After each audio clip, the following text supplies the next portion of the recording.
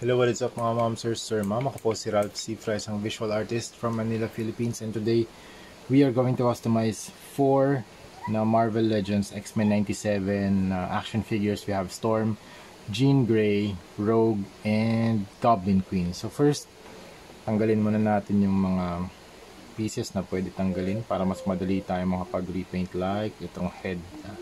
Yan, pop lang natin. Kung ayaw niya mag-pop, ayaw nyo matanggal, lagyan nyo lang siya na, painitan nyo lang muna ng hair blower, pero wag masyado matagal. Okay, then matatanggal kaya to? I think hindi na, okay lang din.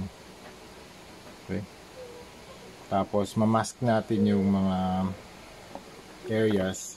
Ito, kumuha lang ako ng blue tack. Tapos mamask natin itong mga joints para hindi mabago yung level of articulation niya. Okay, hindi siya higpit masyado. Kasi pag mahigpit masyado, baka may chance na mabali yung peg. Okay?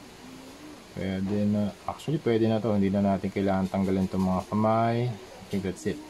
Okay? Ganun din gagawin natin dito sa iba. Tapos ang first na gagawin natin, mag-apply tayo ng Bossny number 191 flat clear. Ito yung magiging natin. Ito yung magiging primer natin and top coat. Okay? So magiging step, apply muna natin to flat clear para magkaroon ng adhesive layer.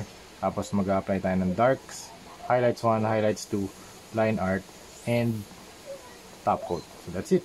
Yun na yung process. Okay, done na tayo mag-apply ng flat clear na primer. So naging matte na yung finish ni Rogue and meron na siyang adhesive layer para makapag-paint na tayo on the surface. So first step, mag-add tayo ng shadows. Yung shadows, dito sa, ito yung base color natin ay yellow. So pag-add tayo ng shadows, mas darker yung gagawin natin color. So mag-add tayo ng orange and yellow. Mix natin yan para makapag-add ng darker color. So try natin dito sa back part ni Rogue. Okay na ako dito, satisfied naman ako sa color niya. Tapos pwede na natin siya i-apply sa iba't ibang areas. Kasi kung kunwari di kayo satisfied, at least nasa likod yung yung first na application. Diba?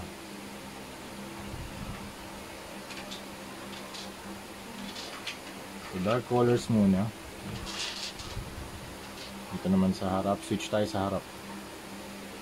Dito.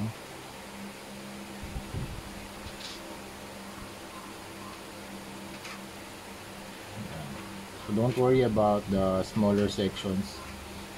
Big strokes muna tayo before we go into the smallest strokes. Tapos mag-apply naman tayo ng highlight 1. Ito yung gagamitin natin, white and lemon yellow na mix. Try natin dito. Okay, kulang pa sa white. Okay, in-adjust ko lang yung white na paint para mas kita yung natin, yung highlights.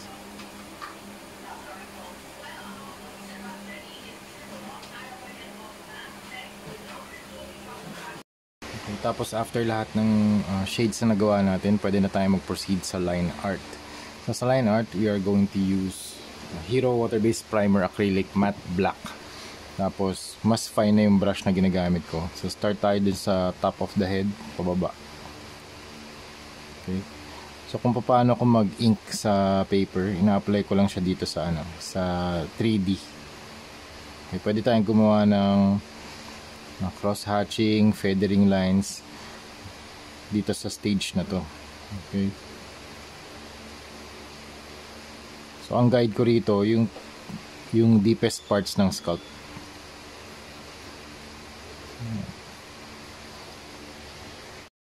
So yun mga sir, ma'am, we are done with our Marvel Legends na mga female characters. This is Storm. Yan. So ito yung front and back. Yung cape hindi ko na kinostom kasi magbi-bleed yung ink dito or paint. Okay. Tapos this one is Rogue. Ito yung demo piece natin. Tama ba? Ito nga ba? Okay. Yes, I think this is the demo piece. Okay. Tapos yan yung, actually pare-pareho lang yung process kaya hindi ko na rin ni-record yung iba. Okay. So ang proseso natin dito, mag-spray tayo ng flat clear, shadows, highlights 1, highlights 2, and then line art. So yun yung process natin sa lahat. Okay, this is the baby. Tapos we have Jean Grey. Yan. Front and back. Tapos ito yung Goblin Queen with the effect parts. Okay. Back of the cape. And then ito yung inside of the cape.